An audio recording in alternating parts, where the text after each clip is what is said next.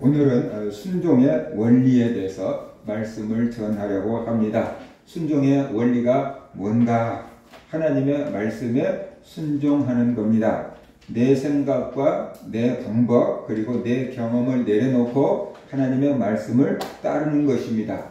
내 생각이 이해가 되지 않더라도 하나님의 뜻이 있겠지 생각하고 따르는 것, 바로 그것이 순종의 원리다라고 할 수 있습니다. 사람들은 어떻게 살까요? 사람들은 자기 생각이 옳다는 생각 속에서 살아갑니다. 그래서 순종보다는 내 의견을 주장합니다.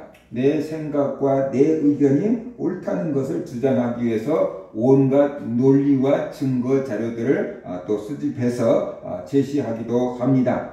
그래서 자기 뜻을 이루려고 하고 그래도 안 되면 자기 뜻을 이루려고 고집을 부리기도 합니다.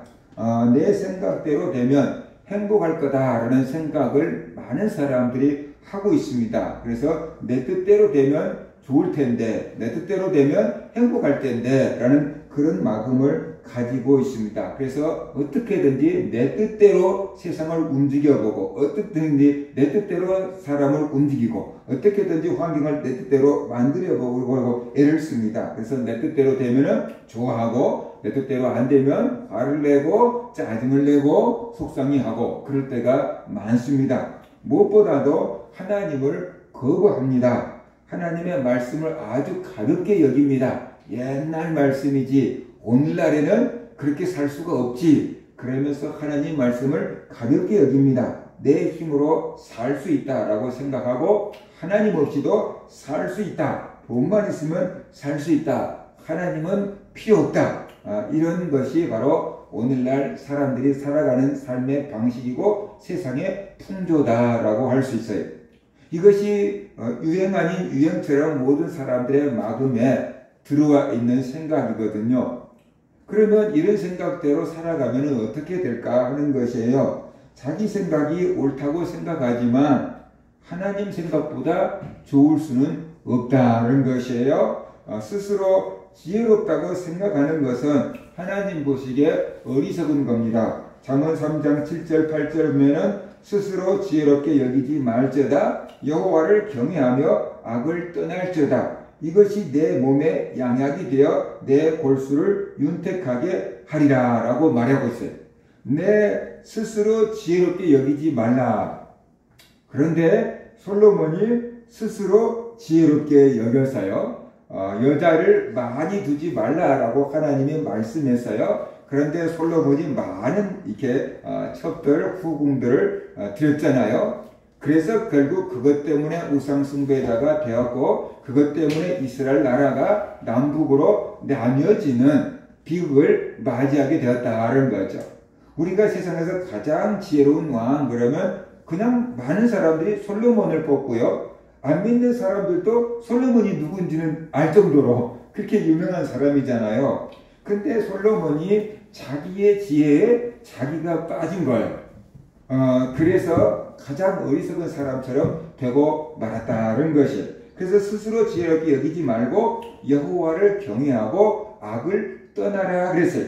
이것이 내 몸에 양약이 되고 내 골수를 윤택하게 할 것이다 라고 말씀을 했습니다. 그리고 또 한번 우리가 생각해 봅시다. 내 생각대로 하면 잘 될 것 같고 행복할 것 같다라는 생각이 얼마나 많이 우리를 지배하고 있습니까? 그래서 내 생각대로 해보려고 얼마나 많은 애를 쓰고 있고 고집을 피우고 있습니까? 애들도 그러잖아요. 내 생각대로 하게 내버려둬. 나도 다 컸다고. 그렇게 이제 얘기하잖아요. 애들 조금 크기 시작하면 나도 다 컸다고. 나의 생각이 있다고. 내 뜻대로 하게 내버려둬. 막 이렇게 얘기를 하잖아요. 그런데 부모들이 바라볼 때는 아직도 어리고 그쵸? 물가에 내는 애들처럼 걱정되는데 자기들 다 컸다 라고 이렇게 얘기하잖아요. 우리가 하나님 보시기에 그런 생각을 하고 있을 때가 많다는 것입니다. 내 뜻대로 되면은 좋을 것 같은데 반드시 그런 것은 아니다라는 거죠. 내 뜻대로 되면은 뭐가 좋냐 그러면 육체가 좋아요. 내 뜻대로 되면 육체가 편안하고 육체가 즐겁고 그쵸? 그러니까 내 뜻대로 된다는 게 다 어떻게 돼요? 내가 뭐 하고 싶은 거 하고 먹고 싶은 거 먹고 쉬고 싶은 거 하고 공부 안 하고 놀고 뭐 이런 거잖아요. 그죠? 회사 안 가고 뭐 이런 것이 내 뜻대로 되는 거잖아요. 그러니까 내 뜻대로 되면은 뭐가 좋냐면 육체는 좋아요. 그런데 우리 육체의 주인인 영혼은 망한다. 내 뜻대로 되면은 육체는 안락하고 편안하고 즐겁고 좋은데 영혼은 망한다. 그러면 내 육체가 나지 뭐 내 육체의 주인이 따로 있어 라고 생각하지만 우리의 몸은 우리 영혼이 거하는 집이다 그랬어요. 성경에서. 자, 그래서 우리의 몸에서 영혼이 빠져나가면 어떻게 돼요? 죽어요. 그 다음에는 썩어요. 그죠? 냄새 나게 되잖아요. 그러니까 육체가 중요합니까? 영혼이 중요합니까? 그거예요. 실질적으로 우리 속에 있는 영혼이 더 중요한 거거든요. 그런데 자꾸만 누가 육체적인 편안함과 안락함과 즐거움과 요것만을 찾고 있다가 보면은 우리 영혼이 죽어가는데 그 영혼이 죽어가는 것을 모르는 거예요. 영혼이 죽어갈 때 어떤 증상이 나타나냐면 공허하고 허전하고 만족이 없게 되는 거예요.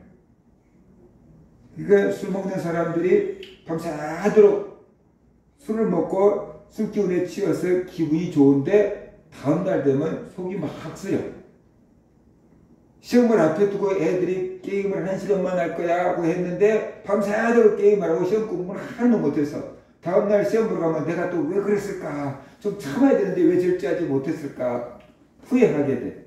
그런데 다음에 또 그러게 돼. 그러니까 우리의 몸이 원하는 것과 우리 영혼이 원하는 게 다른 거예요. 그런데 사람들은 영혼이 원하는 쪽으로 움직이는 게 아니고 몸이 원하는 쪽으로 움직여요. 왜냐 그러면은 영혼이 원하는 것을 잘 감지를 못해요. 근데 몸이 원하는 것을 금방 알아요. 그러니까 이게 더 필요하다고 생각하는 거예요.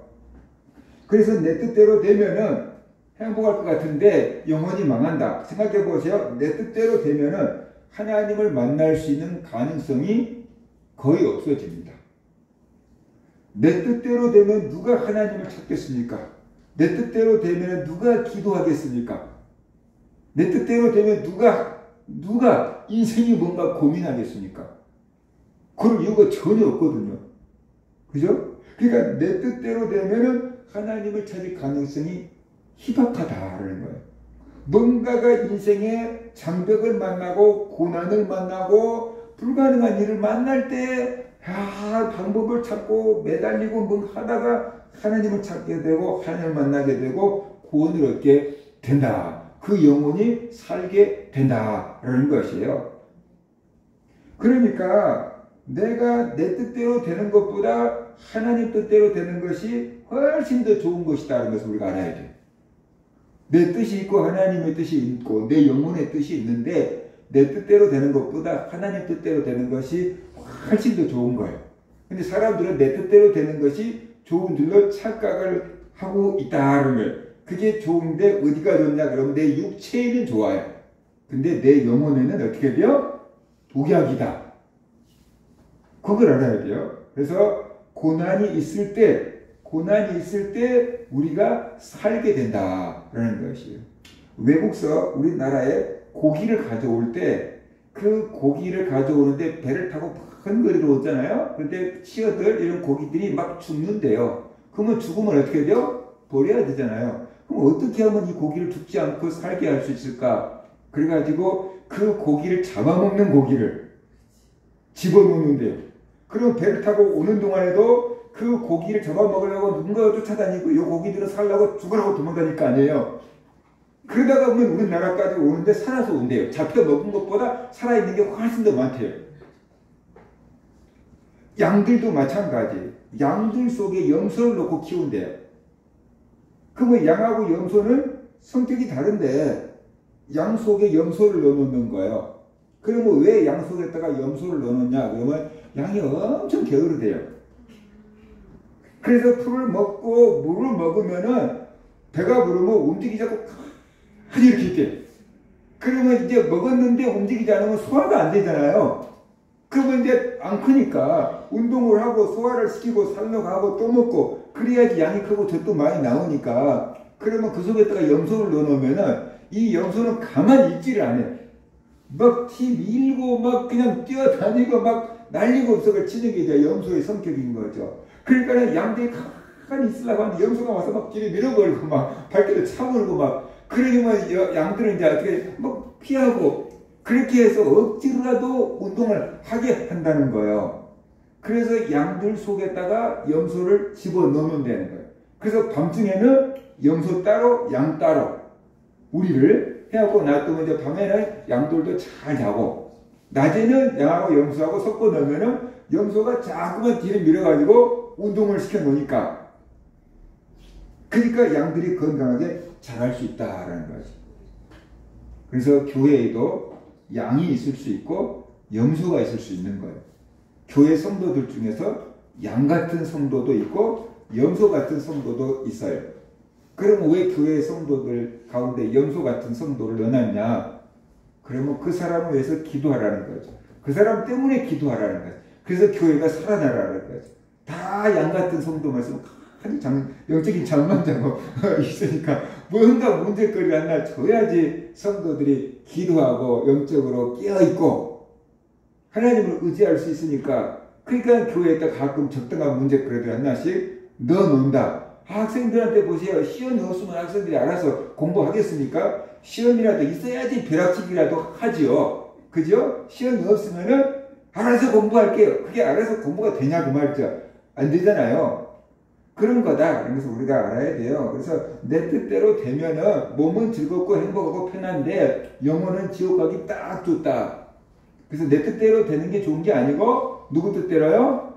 하나님 뜻대로 되는 것이 제일 좋은 거예요. 그래서 부모들도 자녀들을 저도 그렇지만 늘 내 뜻대로 자녀들을 키우고 양육하라 그러잖아요. 이 길을 가, 저 길을 가, 이 학원 가, 저 학원 가, 이렇게 저렇게. 그렇지만 부모 뜻대로 되는 것보다 하나님 뜻대로 되는 게 제일 좋은 거예요. 그래서 하나님께서 이 자녀를 바른 길로, 올바른 길로, 아름다운 길로 인도해 주세요. 우리는 모르지만 하나님께서 좋은 길로 인도해 주세요. 그리고 하나님께 기도하고 맡기는 게 어떤 내 지혜를 활용하는 것보다 훨씬 더 나을 수 있다라는 거죠. 그 다음에 하나님을 거절하면은 생명으로부터 멀어지고 행복으로부터 멀어집니다. 왜냐하면 하나님이 생명의 주인이기 때문에 그렇습니다. 그리고 하나님이 우리의 행복을 위해서 이렇게 살면 너희가 행복할 거야 라고 하는 말씀을 주신 거예요. 그런데 그 하나님의 말씀을 가볍게 여기니까 생명으로부터 멀어지고 행복으로부터 멀어지는 거예요. 하나님을 거부하면은 내가 내 인생의 주인이 되어서 주도적으로 살아가는 것 같은데 그게 아니고 마귀의 종노릇을 하게 되는 거예요. 왜냐 그러면은 내가 내 생각이라고 하는 것이 다 세상에서 온 생각이고 그 세상의 생각 가라지를 누가 뿌려놨냐 그러면 마귀가 뿌려놓은 거거든요. 그러니까 하나님을 거부하고 내가 내 인생의 주인이 돼서 주도적으로 살아간다고 하는데 그게 영적으로 보면 다 마귀의 가라지를 먹고 가라지 생각을 하고 마귀의 종노릇을 하고 있다는 거예요. 그러니까 하나님을 멀리하고 마귀 종이 될 수밖에 없는데 그런데 이게 내가 마귀 종이 돼 있다는 것을 몰라. 쉽게 말하면 이거예요. 담배를 피는 사람이 자기가 담배에 중독돼 있다는 것을 몰라요. 제가 지금까지 살아오면서 그렇게 담배에 중독돼 있는 사람을 한 사람 봤어요. 차를 주차를 시켜놓고 잠깐 기다리고 사람을 기다리고 있는데 어떤 한 30대 되는 여자가 한 명이 왔어요. 그 젊은 여자가 오더니 그 주머니에서 담배를 꺼내서 담배를 피는데 내 평생에 그렇게 담배를 핀 사람은 본 적이 없어요. 길거리에서 작은 마트 앞에서 담배를 피는데 담배를 꺼내갖고 불을 붙이면 계속 숨도 쉬자고 계속 담배를 피더니 얼마 되지도 않아서 한 대를 다 피웠어요. 보통 사람이 담배를 피면 이렇게 빨아당기고 좀 있다가 후 내비두고 좀 있다가 또 빨고 온다는데 이 사람은 계속 빨아당기는 거예요. 계속 흉내도 못 낼 정도로 계속 담배를 빨아당겨서 금방 한 대를 다 피웠어요. 그러더니 좀 가더라고요. 그래서 이제 다 폈나 보다. 했어요. 그랬더니 한 바퀴 빙 돌고 오더니 다시 담배를 꺼냈어요. 2대째. 그래가지고 담배를 피는데 그때 조금 이제 여유가 생겼어. 그래가지고 그때 좀 이렇게 천천히 담배를 피고 2대를 다 피더니 그때 이제 살만해하고 가는 거예요, 사람이. 내가 그 사람 보고 무슨 생각이냐면 한 일주일 동안 참았나 보다. 담배 피는 사람이 한 일주일 동안 참았나 보다. 우리가 배가 막 한 굶겨 놨다가 밥을 주면 막 숨도 안 쉬고 막 퍼먹잖아요. 그것처럼 이 사람이 담배를 막 그렇게 숨도 안 쉬고 막 빨아대는 거예요. 그러더니 이제 한 대 다 피고 가려고 했는데 그래도 아쉬웠나가 봐. 그러니까 또 돌아와서 한 대를 더 피웠어요. 근데 이제 그때는 조금 배가 부르니까 이제 되게 조금 천천히 피우더니 그때 비로소 중독 증상이 해소돼서 평안한 몸으로 걸어가는 거예요. 야, 내 평생에 저렇게 담배 핀 사람 처음 봤다.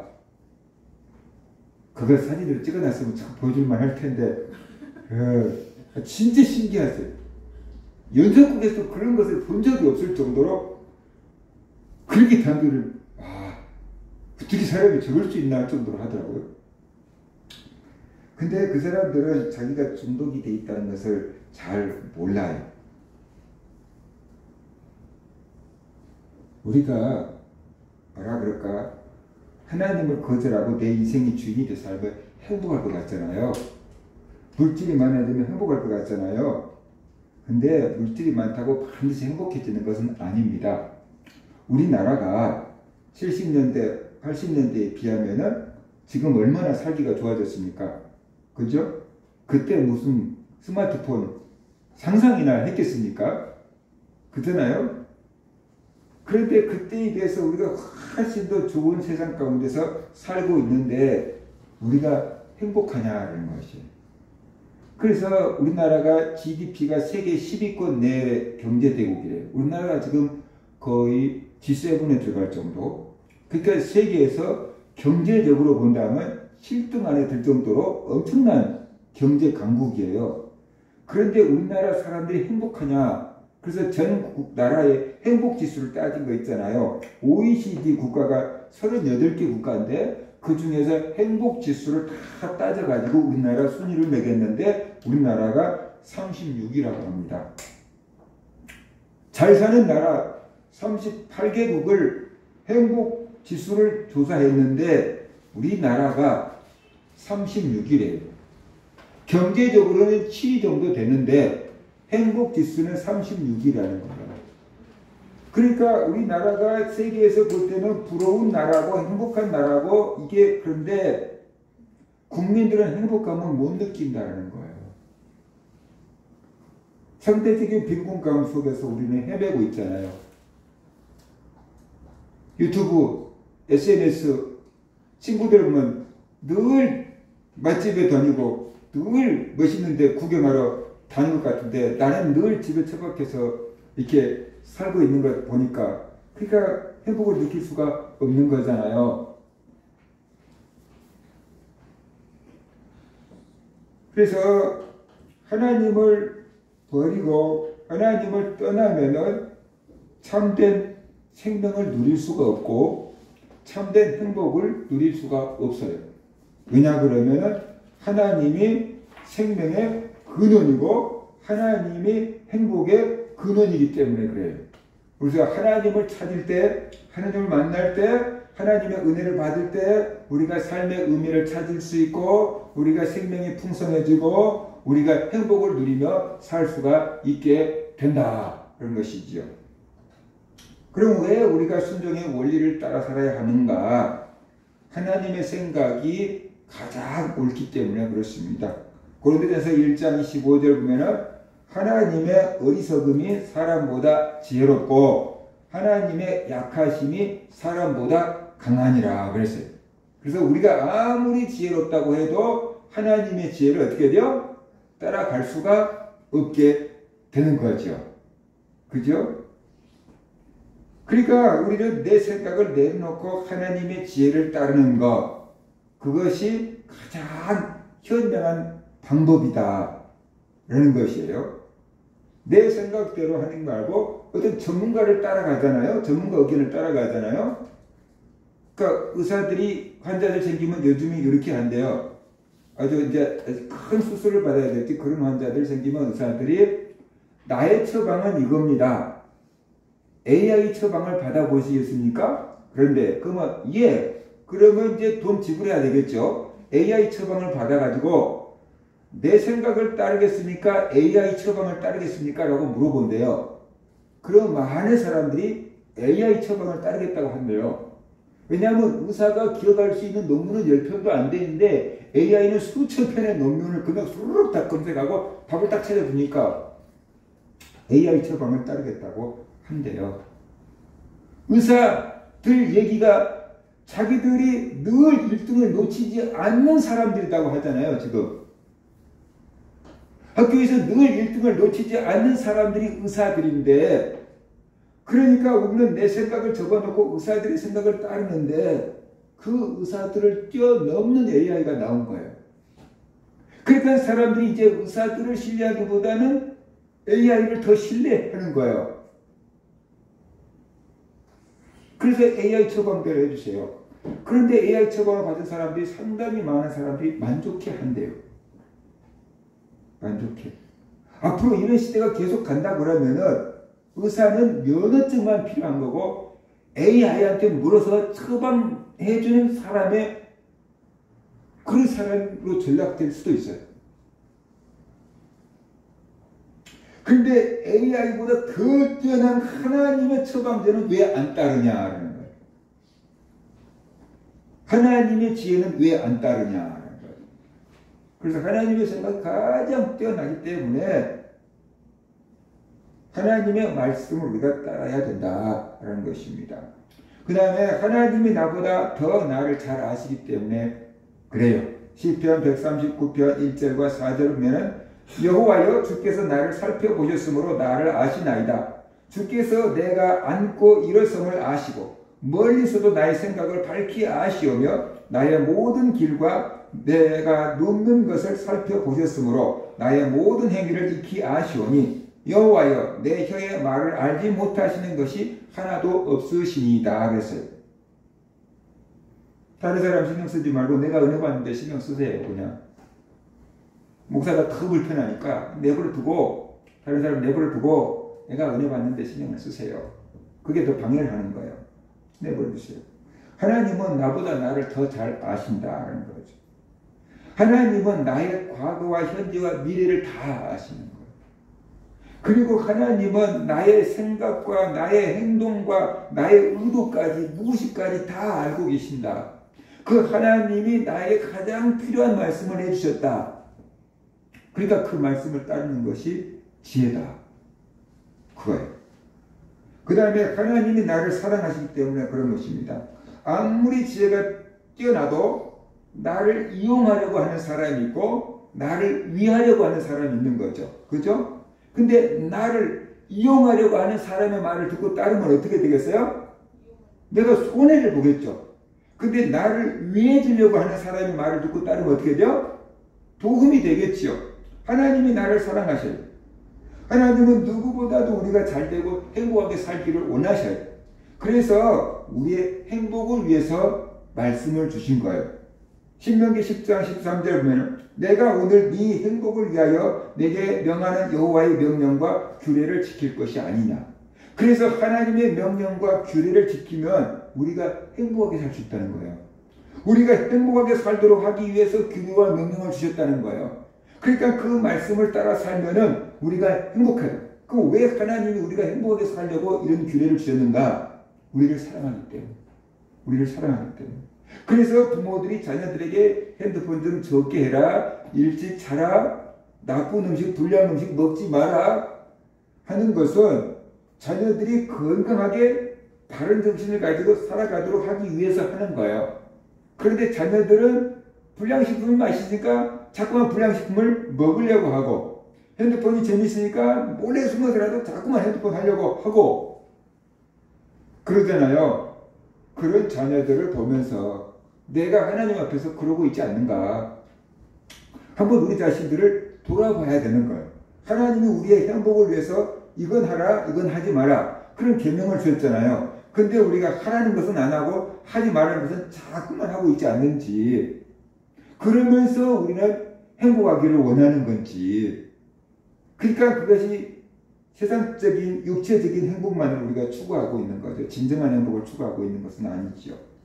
그 다음에 순종은 하나님에 대한 나의 믿음을 보여주는 것입니다. 입으로만 순종하는 것이 아니고 몸으로 순종할 때 그것이 진짜 순종이고 믿음이라는 것이에요. 마태복음 21장 28절과 31절에 보면 이렇게 말씀하고 있습니다. 예수님 비유인데, 그러나 너희 생각에는 어떠하냐? 어떤 사람에게 두 아들이 있는데 맏아들에게 가서 이르되 예 오늘 포도원에 가서 일을 하라 하니까 대답하여 이르되 아버지여 가겠나이다 하더니 가지 않았고, 둘째 아들에게 가서 또 그와 같이 말하니 대답하여 이르되 실소이다 하였다가 그 후에 뉘우치고 갔으니 둘 중에 누가 아버지의 뜻대로 하였느냐? 그렇게 물었어요. 그러니까 사람들이 둘째 아들입니다. 그래서 이거예요. 두 명의 아들이 있어요. 그런데 아버지가 큰 아들을 불러서 예 오늘 포도원에 가서 일 좀 해라. 그러니까 아들이 알았어요 아버지 대답을 했어요. 그런데 안 갔어요. 포도원에 일하러. 둘째 아들한테 가가지고 예 오늘 포도원에 가서 일 좀 해라. 그러니까 둘째 아들 싫어요. 바빠요. 나 친구들하고 놀아야 돼요. 그랬어요. 근데 가만히 생각하니까 아버지가 내가 안 가면 아버지가 가서 일하실 것 같은데 내가 가서 일해야 되겠다. 그리고 뉘우치고 가서 포도원에 가서 일을 했대요. 자 그러면 큰아들과 둘째 아들 중에 누가 진짜 아버지 뜻대로 행하는 자냐라고 물었어요. 누구라고요? 둘째 아들. 입으로만 이해하고 안 움직인 사람은 아버지 뜻대로 행하는 게 아니에요. 근데 입으로는 아니요 그랬어요. 나중에 뉘우치고 갔어요. 이 간 사람이 진짜 아버지 뜻을 행하는 거라는 거예요. 그래서 우리가 하나님의 말씀을 입으로만 따른 게 아니고 몸으로 따를 때 그것이 진짜 순종이다 라는 것이에요. 왜 하나님은 우리가 순종하기를 원하실까요? 우리의 믿음을 보려고 그런 것입니다. 그리고 우리에게 더 큰 은혜와 복을 주려고 그러신 것입니다. 그래서 이것을 깨닫지 못하면 하나님의 의도를 오해하게 됩니다.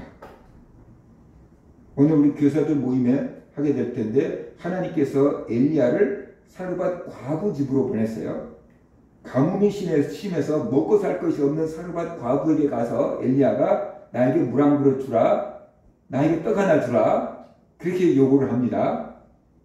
아니 이스라엘에 부자들도 많은데 왜 제일로 가난한 과부한테 보내가지고 물을 달라 그래, 떡을 달라 그래요 하나님이. 과부 입장에서는 부잣집에 가시지요. 왜 나같이 가난한 사람한테 와서 달라 그래요? 이렇게 얘기할 수도 있잖아요. 그런데 우리가 한번 생각을 해봅시다. 하나님이 그 과부가 어렵다는 것을 몰랐을까요? 하나님은 왜 그 어려운 과부에게 엘리야를 보내서 물을 달라 하고 떡을 달라고 요구하게 했을까요? 과부 집을 조금 양식 있는 거 다 먹고 망하게 만들려고 그랬을까요? 성경은 얘기합니다. 가뭄이 끝날 때까지 그 집에 양식이 떨어지지 않았다.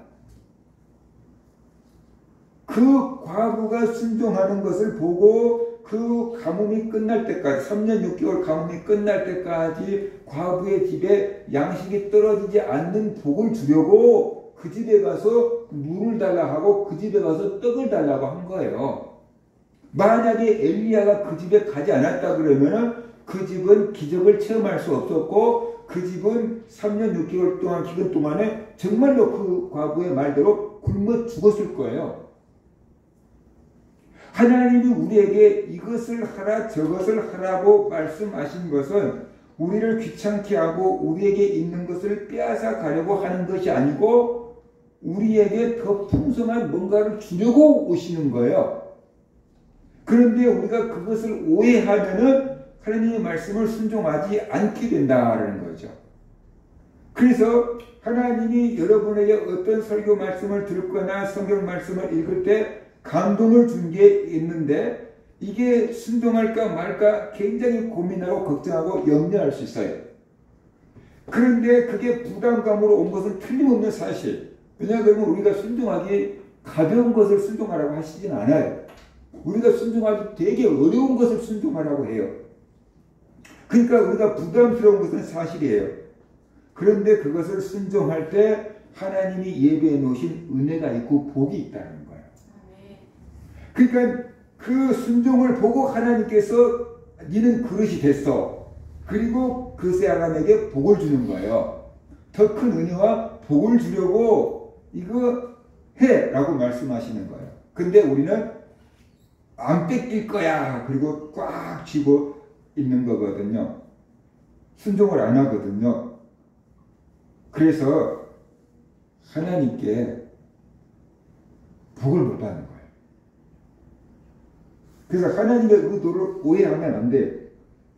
하나님께서 우리에게 어떤 것을 하라고 감동을 주거나 말씀을 하시는 것은 우리를 괴롭히려고 그런 게 아니고 우리를 살리려고 하고 우리에게 더 큰 은혜와 복을 주려고 하시는 거다.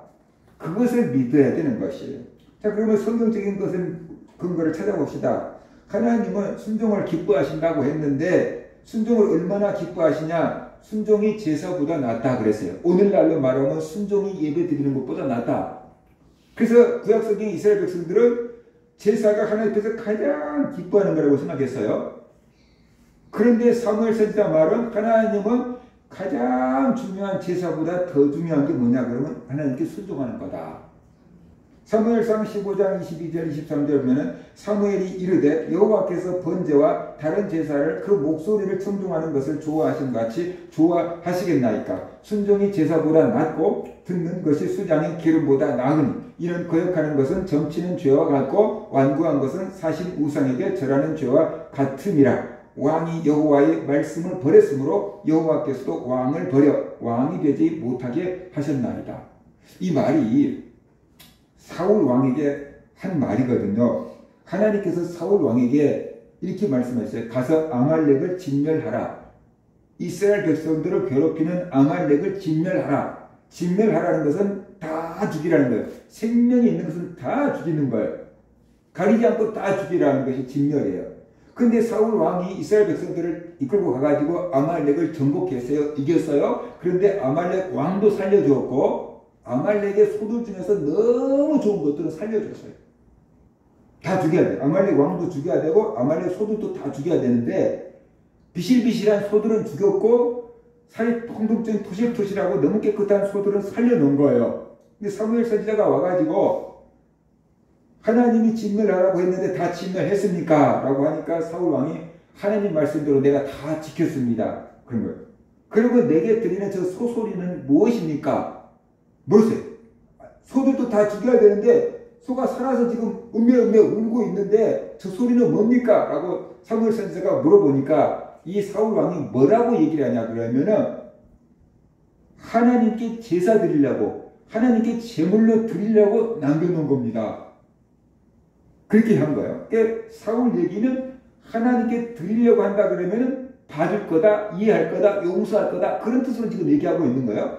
그때 사무엘 선지자가 하나님의 말씀을 청종하는 것이 제사 드린 것보다 낫다라고 얘기했습니다. 그러면서 사울 왕이 하나님의 말씀을 버렸으니까, 순종하지 않았으니까 하나님도 사울 왕을 버릴 거다. 그래서 당신은 더 이상 왕이 되지 못할 겁니다. 그래서 사울 왕의 왕위를 빼앗아서 다윗에게 주지 않았느냐라는 것이에요. 사울이 하나님의 말씀에 순종해서 아말렉을 진멸하고 살찐 송아지들을 다 죽였다고 한다면은 사울의 아들들이 대를 이어서 이스라엘의 왕이 됐을 것이고 다윗은 왕이 되지 못했을 겁니다. 근데 사울이 하나님의 말씀을 이게 반쯤 순종한 거예요. 전쟁에 나갔어요. 아말렉을 물리쳤어요. 근데 반쯤을 순종했어요. 다 죽여야 되는데 아말렉 왕도 살려놨고 소들 중에 제일 좋은 것도 살려놨으니까 반쯤 순종했어요. 근데 사울 입장은 뭡니까? 다 준행했다 그래요. 하나님의 말씀을 반만 순종해놓고 자기 입장에서는 다 순종했다 그랬어요. 근데 사무엘 선지자는 뭐냐 그러면 어겼다 그랬어요. 자, 똑같은 상황을 놓고 입장이 다르잖아요. 우리가 하나님 말씀을 반쯤 순종해놓고 하나님 말씀 다 지켰습니다. 가끔씩 주일 지키면서 나 주일 잘 지켰습니다. 듬성듬성 11조 하면서 나 11조 다 했습니다. 뭐 그런 거예요. 이렇게 하면. 그렇게 대답한 거예요. 근데 하나님 보시기에는 어떻게 돼요? 하나도 지키지 않았다. 하나도 지키지 않았다. 그렇게 말씀하고 있는 것과 비슷하다는 것이에요. 그러니까 사람들 입장에서는 늘 자기가 잘하는 것만 생각해. 근데 하나님은 어떻게 돼요? 순종을 하려고 그러면은 온전한 순종이 필요하다. 반쯤 순종하는 게 아니고 어떻게 돼요? 온전한 순종이 필요하다.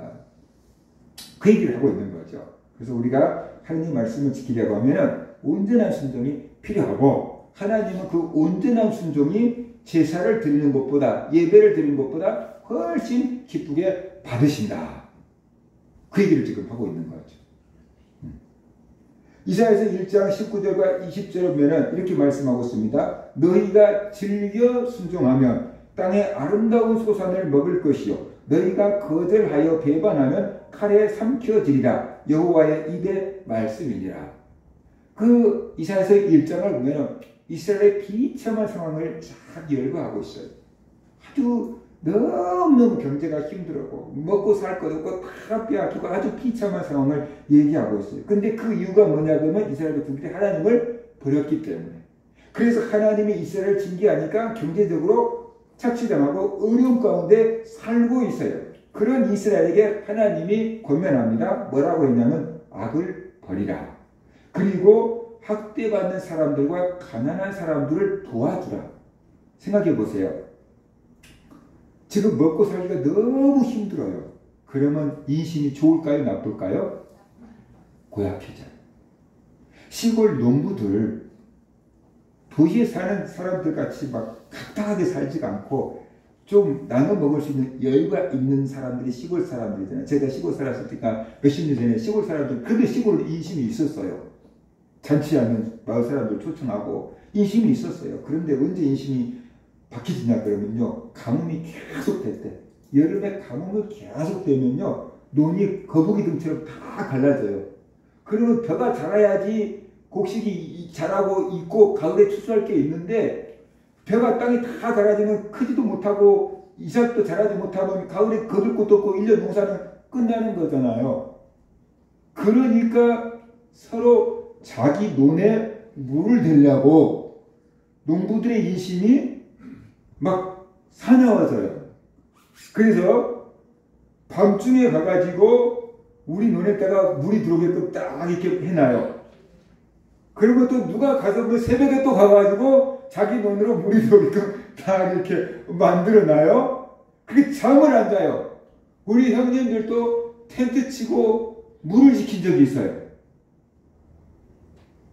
시골에서 논 딱 제때 물이 들어와야지 1년 농사가 되지, 그렇지 않으면 망하잖아요. 그러니까 그때는 막 위아래 집도 상관없고 막 인심이 막 야박해져.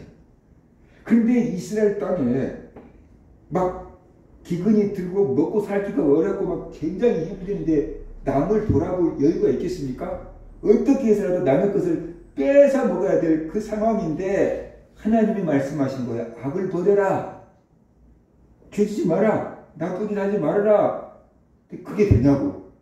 속여서라도 돈을 벌어야 되고 이걸 보여야 되고 내 가족들, 내 자식들을 먹여 살려야 될 건데 이 생각하고 있을 텐데 하나님의 악을 버리래요.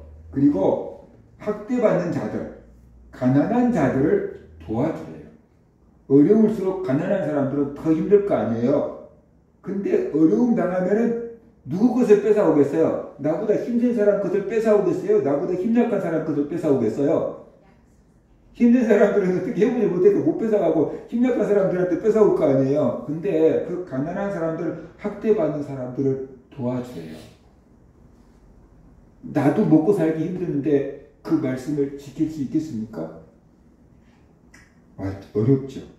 그렇죠? 나도 가난한데 이웃집에 좀 도와줘. 그러면은 그게 쉽겠냐는 거예요. 내 자식 학원 보낼 돈도 없는데 이웃집에 학원 좀 보내줘라 그러면은 그게 쉽겠냐는 거예요. 어렵잖아요. 근데 하나님이 그 말씀 하신 거예요. 그러면서 뭐라고 얘기하시냐 그러면은 이 하나님의 말씀을 즐겨 순종하면, 기쁘게 듣고 따르면은, 순종하면은 결과가 뭐냐면 아름다운 소산을 먹을 것이오. 너에게 농사가 잘 되게 하고 풍성한 음식을 제공해 주겠다라고 하나님 말씀하셔요. 그 순종하기 불가능한 상황이에요. 그런데 내 먹고 살 것도 없는데 가난한 사람들을 도와주면은 너희가 아름다운 소산을, 풍성한 농산물을 먹을 것이다. 반대로 하나님의 말씀을 거절하고 지금 내 가족도 먹여 살리기 힘든데 어떻게 가난한 사람들을 도와줘요? 하고 도와주지 않으면 칼에 삼켜지리라. 그 소리가 뭐냐 그러면 이방 나라가 쳐들어와서 너희를 칼로 다 죽일 거다라는 것이, 전쟁이 일어나서 너희를 다 죽게 될 것이다. 그 얘기하고 있는 거죠. 그래서 하나님의 말씀을 들으면은, 순종하면은 너희가 풍성한 복을 받을 것이고, 이 환경만 생각하고 하나님 말씀을 거절하면은 그렇게 살면 살 것 같은데 죽게 될 거다. 그 말씀을 하시는 거죠. 우리가 순종하느냐 순종하지 않느냐 할 때 이런 갈림길에 서 있는 거예요. 하나님의 메시지가 떨어졌는데 내가 그것을 순종하기가 너무 어려운 환경이거든요. 그러니까 순종하기가 어렵거든요. 근데 순종을 안 해야지 내가 살 것 같은데 순종 안 하니까 나는 더 망해가는 거고, 순종하면 내가 망할 것 같은데 더 잘 되게끔 하는 하나님의 역사가 있다는 거예요. 요한복음 3장 36절에 보면 아들을 믿는 자에게는 영생이 있고 아들에게 순종하지 않는 자에게는 영생을 보지 못하고 도리어 하나님의 진노가 그 위에 머물러 있느니라 그랬어요. 그러니까 예수님을 믿고 예수님에게 순종하면은 영원한 생명을 얻지만, 예수님을 믿지 않고 예수님의 말씀을 순종하지 않으면은 하나님의 진노를 받게 된다 라고 말씀하고 있는 거죠. 사도행전 5장 29절 보면 베드로와 사도들이 대답하여 이르되 사람보다 하나님께 순종하는 것이 마땅하니라, 그렇게 대답하고 있어요. 높은 사람들의 말보다 하나님의 말씀에 순종하는 것이 더 옳다라고 얘기하고 있는 거죠. 그래서 우리가 순종을 하라라는 것이 성경의 가르침입니다. 그러면 순종하면은 어떤 열매를 맺는가? 구약에서 순종하면 아브라함 볼 수 있지만 또 이삭도 볼 수 있어요. 이삭이 이 아브라함이 이삭에게 짐을 주어서 모리아산으로 하나님께 제사 드리러 가잖아요. 이삭이 가다가 물어보는 거예요. 번제에 쓸 나무는 내 등에 있는데 양은 어디 있습니까? 그잖아요. 양을 잡아서 불러 태워드리려고 지금 자기가 장작을 지고 가고 있는데 양을 끌고 가야 되는데 양을 안 끌고 가잖아요. 그러니까 번제에 쓸 나무는 있는데 양은 어디 있습니까? 라고 물어보는데 아브라함은 누구예요? 지금 이삭을 잡아드려야 된다는 것을 알고 있는 거잖아요. 근데 번제에 쓸 양은 하나님이 예배해 놓으셨을 것이다 라고 대답하고 그냥 같이 가요. 모리아산에 이르니까 장작을 꺼내서 담을 다 쌓고 그 다음에 아버지가 이삭을 결박하더니 그 나무 위에다가 올려놓고 칼을 들고 제물은 바로 너야. 그런 거예요. 하나님이 너를 바치래. 그런 거예요. 그러면 여러분이 이삭이라 그러면 뭐라고 하겠어요? 살려주세요 하더니 아버지가 미쳤어요 하든지 하나님 그럴 수 있어요 라고 하든지 막 뛰어 도망가려고 하든지 했을 거 아니에요. 그런데 이삭은 그냥 가만히 아버지가 자기 칼로 들고 잡으려고 하는데 목을 따는 거고요. 배를 가르는 거예요. 내장을 꺼내는 거예요. 그리고 불러 태우는 거예요. 어떻게 하는지 다 알아요 이삭이. 그런데 그냥 날 잡아서 들이세우고 가만히 있는 거예요. 어떻게 아버지가 자기를 칼로 잡아서 번제를 태워드리려고 하는데 가만히 순종할 수 있었겠어요? 어디에서? 아버지에 대한 신뢰가 있었으니까 참고 기다린 거 아니에요. 그죠? 아버지가 자기를 얼마나 사랑하는지 아는 거예요. 백세에 낳은 아들이니까 아브라함이 얼마나 이기진기 했겠어요. 그러니까 아버지가 자기를 얼마나 사랑하는지 아는 거예요. 그 아버지가 자기를 잡아서 들려고 할 때는 무슨 뜻이 있겠지라고 생각한 거예요. 무슨 뜻이 있겠지. 아버지 뜻이 있겠지. 괜히 저럴 리가 없어. 그리고 믿고 자기를 다 맡긴 거예요. 그런데 하나님이 뭐라고 하십니까? 아브라함아, 아브라함아. 그 아이에게 손대지 말라고 그러잖아요. 그래서 이삭은 그 제단에서 살아서 내려오지요. 그리고 정말로 아브라함처럼 수풀에 뿔이 걸려있는 양이 하나 있어가지고 그걸 잡아서 하나님께 번제로 드리잖아요. 이삭은 죽을 때까지 아버지에게 순종을 했어요. 신약에 그런 분 생각납니까? 죽기까지 하나님께 순종하신 예수님 생각납니까? 그래서 이삭은 장차 오실 예수님의 순종을 미리서 보여준 거예요. 예수님의 순종을 빌립보서에서는 이렇게 말하고 있어요. 너희 안에 이 마음을 품으라. 곧 그리스도 예수의 마음이니 그는 근본 하나님의 본체시나 하나님과 동등됨을 취할 것으로 여기지 아니하시고 오히려 자기를 비워 종의 형체를 가지사 사람들과 같이 되셨고 사람의 모양으로 나타나사 자기를 낮추시고 죽기까지 복종하셨으니 곧 십자가에 죽으심이라. 이름으로 하나님이 그를 지극히 높여 모든 이름 위에 뛰어난 이름을 주사 하늘에 있는 자들과 땅에 있는 자들과 땅 아래 있는 자들로 모든 무릎을 예수의 이름에 꿇게 하시고 모든 입으로 예수 그리스도를 주라 시인하여 하나님 아버지께 영광을 돌리게 하셨느니라. 예수님은 하나님께 순종했는데 죽기까지 하나님의 뜻에 순종했다라고 말하고 있어요.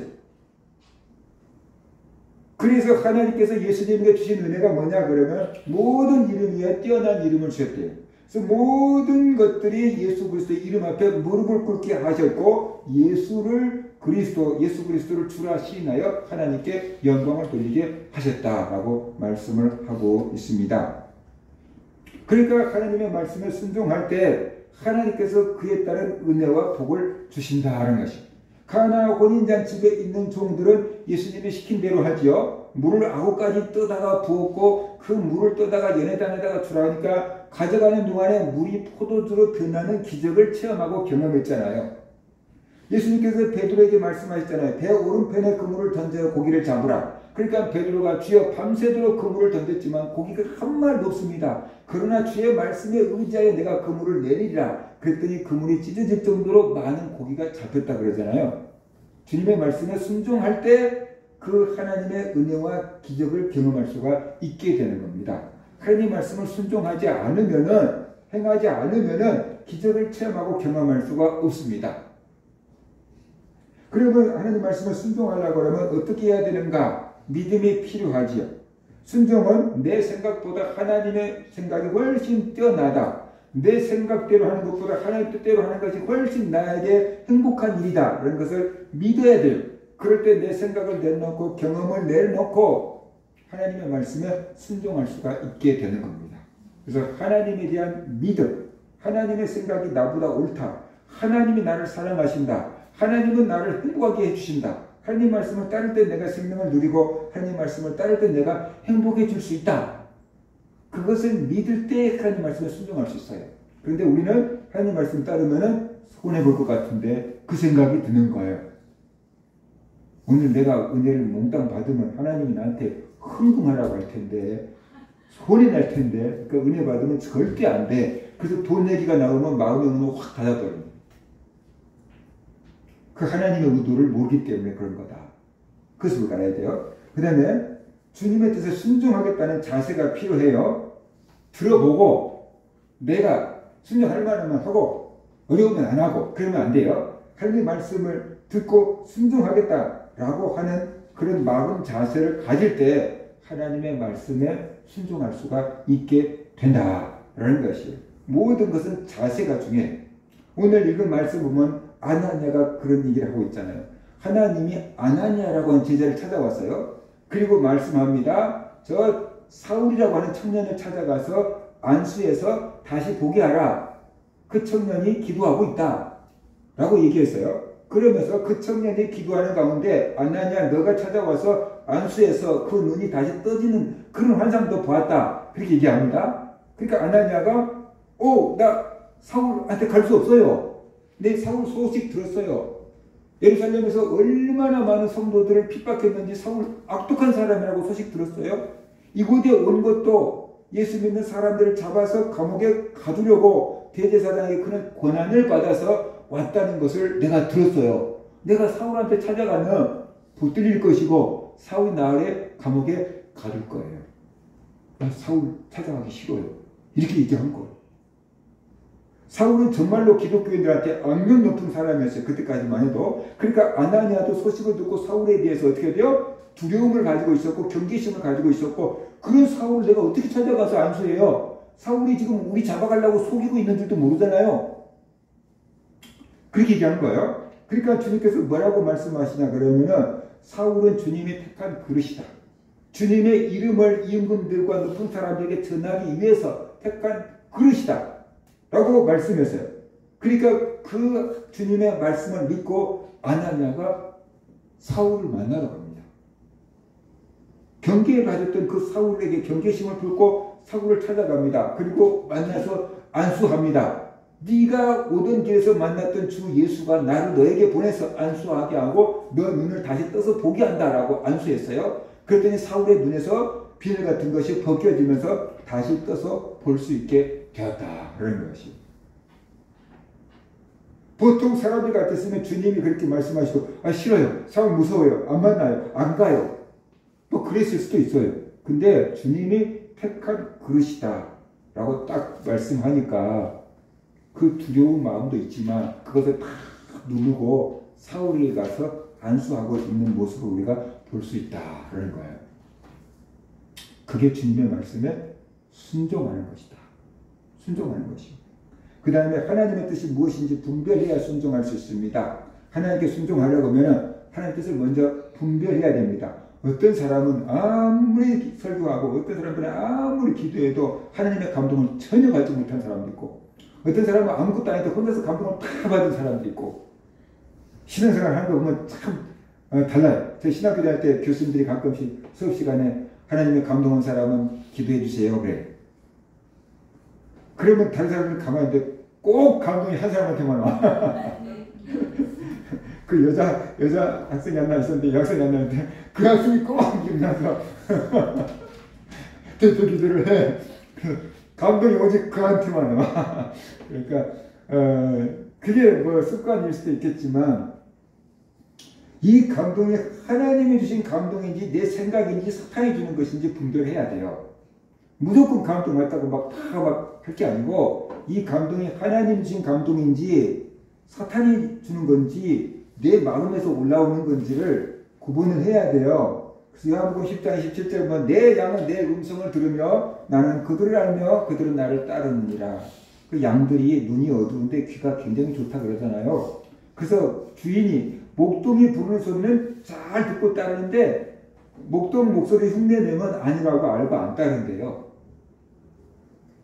벌써 딱 구분해버리는 거예요. 얘는 진짜 주인인지 주인 흉내를 내는 건지 딱 구분을 해버린대요.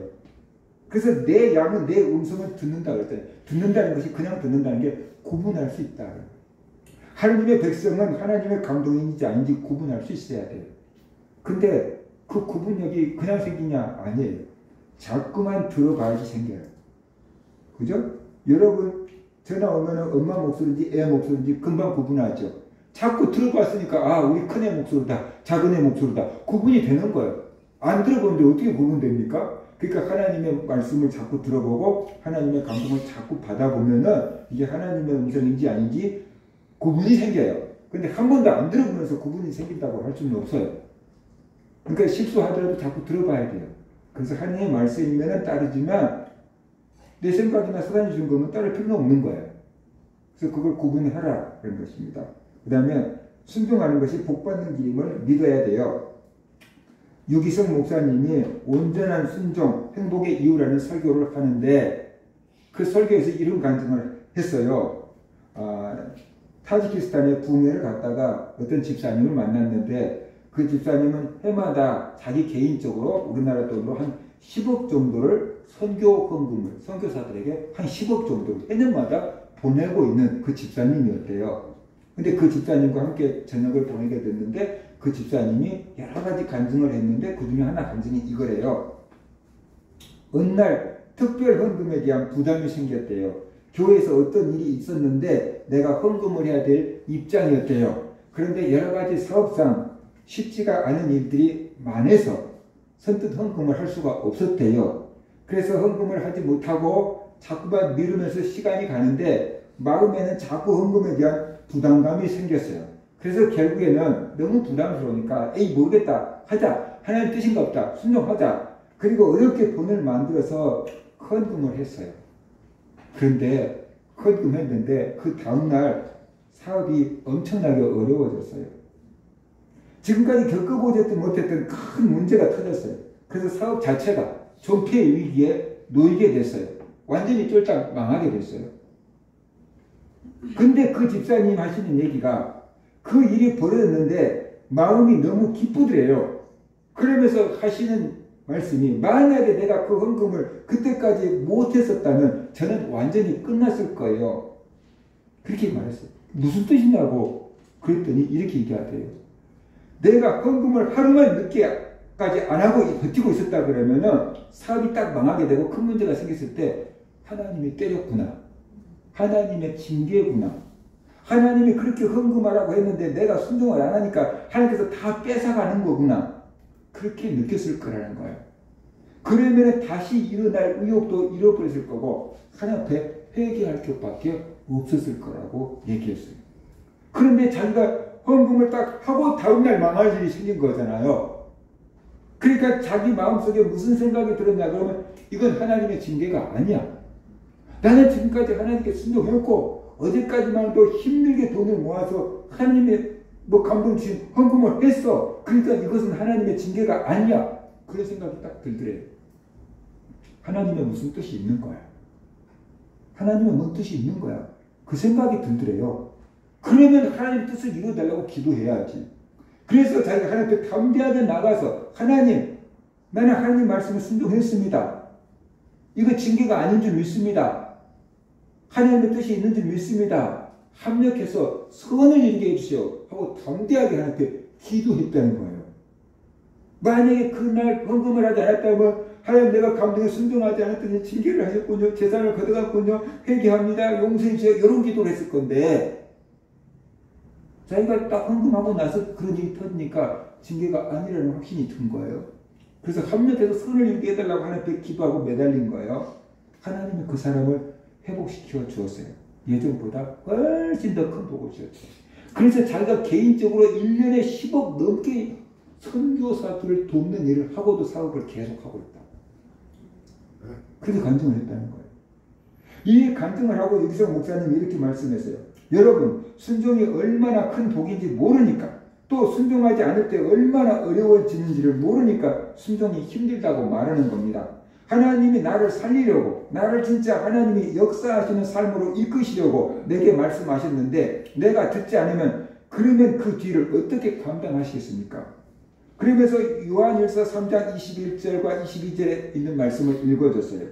뭐라고 하냐면 사랑하는 자들아, 만일 우리 마음이 우리를 책망할 것이 없으면 하나님 앞에서 담대함을 얻고 무엇이든지 구하는 바를 그에게서 받나니 이는 우리가 그의 계명을 지키고 그 앞에서 기뻐하시는 것을 행함이라. 우리가 하나님 앞에서 책망할 것이 없다고 한다면 하나님 앞에 무엇을 구하든지 담대하게 구하고 받는다. 그 하나님의 말씀.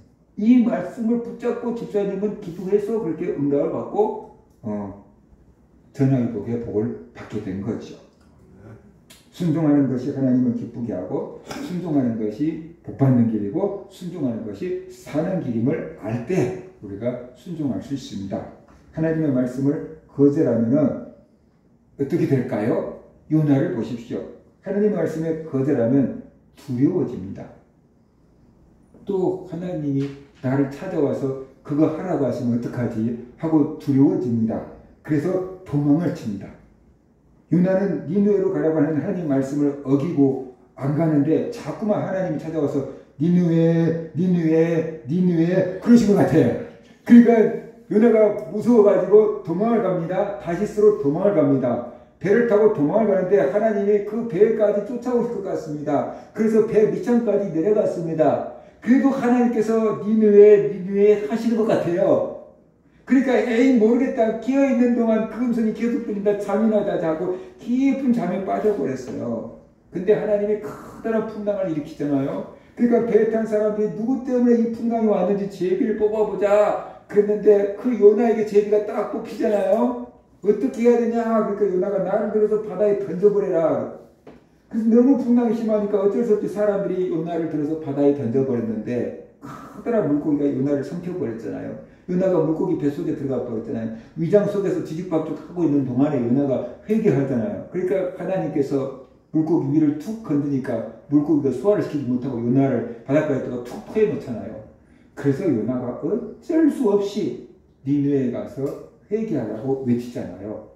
요나는 순종을 했는데 어쩔 수 없이 순종한 거니까 즐겨 순종한 게 아니에요. 근데 그게 선지자예요. 선지자도 그럴 수 있어요. 그죠? 요나처럼 하나님의 말씀을 어기면요 불안해요. 하나님 막 쫓아오는 것 같으니까 불안해요. 하나님 막 망할 것 같거든. 재산을 뺏어갈 것 같거든. 그러니까 막 늘 불안해요.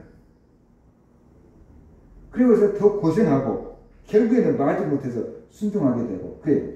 그러나 하나님 말씀에 즐겨 순종하면 어떻게 돼요? 담대해져요. 그리고 하나님의 은혜와 복을 받게 돼요. 그러니까 하나님 말씀에 순종해야 되는 것이 우리 모든 성도님들 하나님이 나에게 뭐라고 말씀하시면 순종하자. 성경에 있는 말씀을 순종하자. 설교 시간에 목사님을 통해서 주신 말씀에 순종하자. 그것이 내가 사는 길이고 은혜 받는 길이고 복 받는 길이다 생각하고 하나님 말씀에 순종하며 사는 성도들 되시기를 주의 이름으로 축원합니다.